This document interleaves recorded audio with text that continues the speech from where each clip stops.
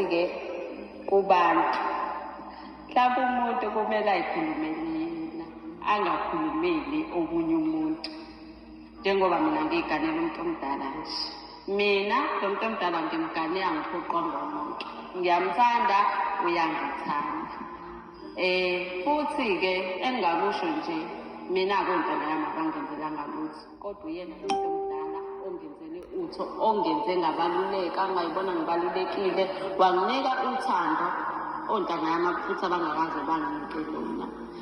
So nje uma into uyikhuluma kumele uyikhulumele wena ukuthi ayi mina ngeke ngikwazi ukumgana umuntu omdala, kodwa mina ngithi nje ngamgana umuntu omdala futhi anginankinga nomuntu omdala, futhi-ke umuntu omdala ophathana kahle ngale kokuthi unemali noma akanamali, kodwa nje umuntu omdala unothando futhi uyazazi ukuthi ufunani empilweni.